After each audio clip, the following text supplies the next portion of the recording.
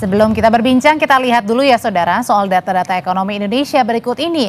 Laju pertumbuhan ekonomi kuartal pertama 2025 di angka 4,87%. Ini lebih rendah dibanding angka pertumbuhan ekonomi periode yang sama tahun sebelumnya.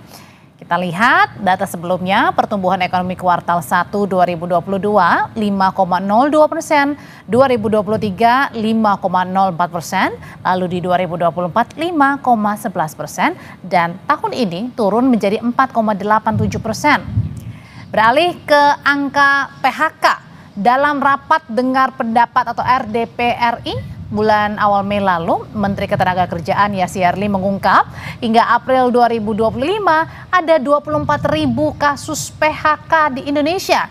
Jumlah ini sudah lebih dari seperti jumlah kasus PHK sepanjang 2024. Dan baru-baru ini BPS juga merilis data jumlah pengangguran di Indonesia. BPS menyebutkan di bulan Februari 2025 jumlah pengangguran mencapai 7,28 juta orang. Jumlahnya meningkat dibanding periode yang sama tahun lalu. Laju pertumbuhan ekonomi melambat, bagaimana masyarakat khususnya kelas menengah harus pintar-pintar mensiasatinya. Kita bahas bersama anggota Komisi 11 DPR RI dari fraksi Partai Gerindra, Wihadi Wianto. Malam Pak Wihadi. Malam Mari. Ada juga perencana keuangan, Prita Gosi. Malam Mbak Prita. Malam Mbak Audrey. Ya, saya mau ke Pak Wihadi dulu. Pak Wihadi, ini ekonomi melambat bukan hanya soal berbicara ya, tapi ada datanya. Tadi kalau kita lihat di paket sebelumnya juga ternyata banyak nih yang sebenarnya tetap mereka jalan-jalan, tapi kemudian pintar-pintar mensiasatinya. Salah satunya misalnya dengan cara lebih berhemat, membawa bekal dari rumah. Kalau Pak Wihadi sebagai anggota Komisi 11 DPR, ini sudah seurgensi mana nih melambatnya ekonomi kita? Masih baik-baik saja atau sudah harus ada yang perlu dikaji lagi? Ya begini, adanya penurunan yang penurunan angka pertumbuhan yang dirilis oleh BPS 4,8 itu memang adalah merupakan gambaran daripada triwulan pertama, Q pertama. Jadi itu adalah Januari, Februari, Maret. Dan kita tahu juga bahwa pertumbuhan ekonomi 4,8 ini memang ada beberapa hal yang mungkin menjadi daripada penyebabnya. Salah satunya adalah pertama, kalau kita melihat memang pada saat awal-awal pemerintahan Pak Prabowo itu adalah dengan melakukan efisiensi anggaran. Nah tentunya di sini dengan efisiensi anggaran, saya kira bukan sesuatu hal yang memang ekspektasi awalnya yang terjadi. Nah kemudian kalau kita lihat sekarang juga adanya perang tarif yang memang pada saat kemarin itu sempat menjadi sesuatu hal yang sama-sama melihat bahwa perang tarif ini akan menimbulkan sesuatu gejolak sehingga semuanya menahan diri. Nah inilah salah satu pertumbuhan ekonomi yang kita melihat memang agak terhambat di sini. Nah tetapi kalau kita melihat pada saat biasanya memang pelemahan di awal itu bisa biasa saja terjadi. Nah, kalau kita melihat daripada faktor-faktornya, kita sudah mendeteksi awal faktor-faktor itu.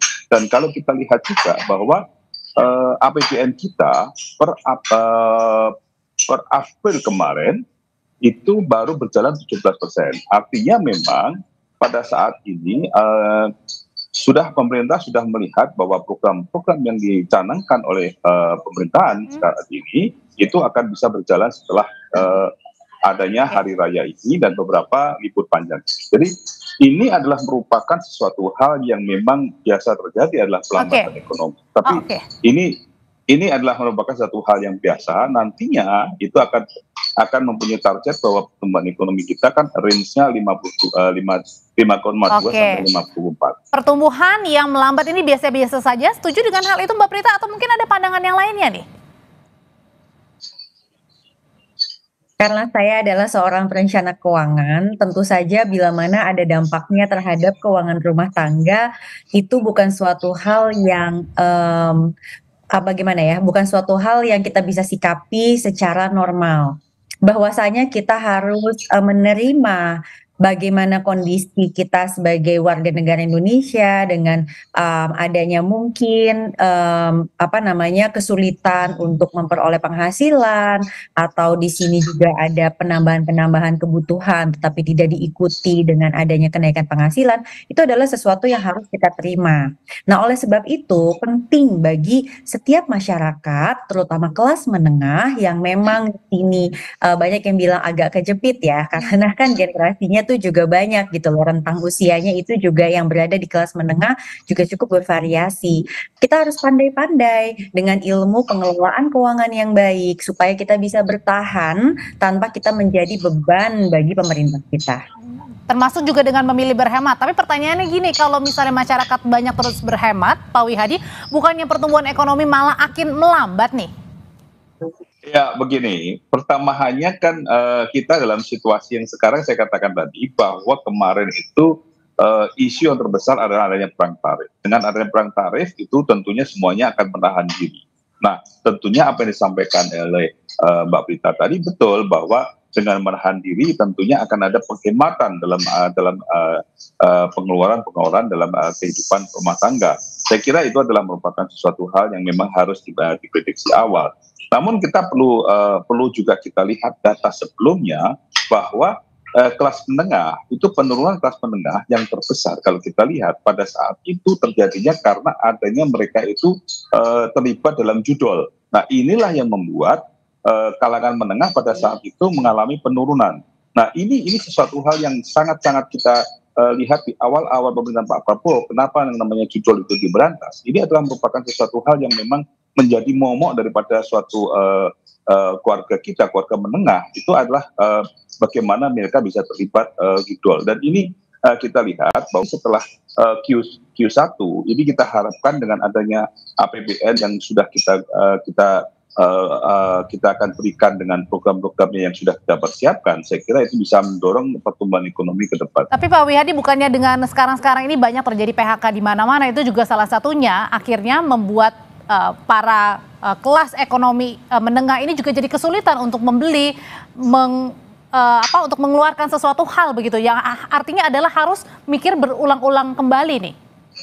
Ya, saya kira begini, masalah PHK ini kita mesti harus melihat satu persatu daripada sektor-sektornya. Kalau kita lihat saat ini bahwa dunia pun juga mengalami adanya suatu PHK yang besar-besaran. Barusan saya juga ada berita bahwa Nissan pun juga akan melakukan PHK yang besar-besaran. Jadi salah satu hal yang kita lihat sekarang ini bahwa sektor-sektor, memang ada beberapa sektor yang sudah mulai sunset, itu akan dilakukan PHK. Tetapi ada beberapa sektor-sektor yang mungkin akan memulai baru lagi, karena kita dorong dengan programnya Danantara itu adalah dengan investasi. Kita harapkan dengan investasi itu akan muncul lapangan kerja baru, dan ini kita harapkan, kita dorong replacement itu akan terjadi. Dan juga ada beberapa program kita yang dapat mendorong adanya UMKM ini tumbuh untuk bagaimana mereka itu bisa berusaha. Oke, kalau misalnya berarti kan masih ada perlu waktu ya Mbak Prita ya. Nah, tapi pertanyaannya adalah kita kan kalau misalnya dalam hal untuk makan, untuk membeli sesuatu kan ini nggak bisa menunda ya, terutama untuk kebutuhan primer lah, makan tidak bisa menunda. Bagaimana caranya masyarakat kelas menengah ini atau yang terdampak sekarang ini bisa bertahan? Caranya satu-satunya hanya dengan berhemat atau ada cara lain misalnya, Mbak? Oke, pertama saya mau berbicara dari sisi perencana keuangan, yaitu apa sih yang disebut dengan kelas menengah di Indonesia secara umum.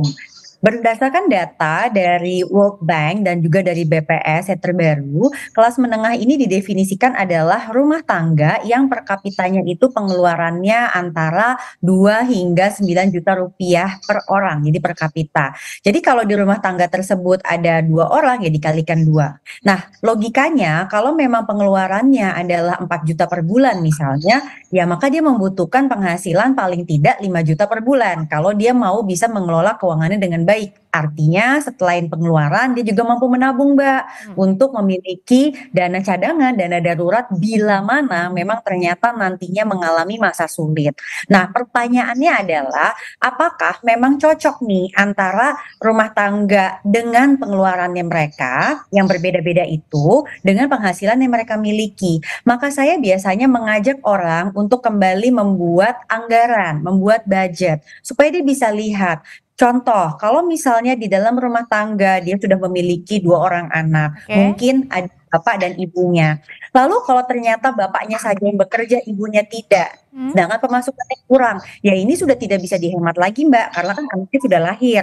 Artinya di sini mungkin dari sisi istrinya itu perlu berdaya untuk membantu ekonomi rumah tangga, itu salah satu contoh. Lalu berikutnya adalah pemilihan pengeluaran-pengeluaran meskipun itu primer. Sebagai contoh misalnya biaya sekolah. Kalau memang orang tua tidak bisa untuk menyekolahkan anak misalnya di sekolah swasta berbahasa Inggris, ditambah dengan les-les dan Oke. lomba-lomba yang saat ini Oke. memang cukup marak, ya dia harus memilih. Kira-kira seperti itu. Oke. Jadi tadi utamanya adalah memberdayakan lebih ya. Misalnya jika dalam satu anggota keluarga salah satunya bekerja, bisa-bisa harus satu lagi ini harus menggerakkan ya roda perekonomian untuk bisa saling membantu, untuk saling menopang begitu ya, salah satu yang bisa dijawabnya. Terima kasih Pak Wihadi, terima kasih juga Mbak Prita untuk ulasannya malam hari ini mengenai pintar-pintar untuk mengatur pengelolaan keuangan. Selamat malam.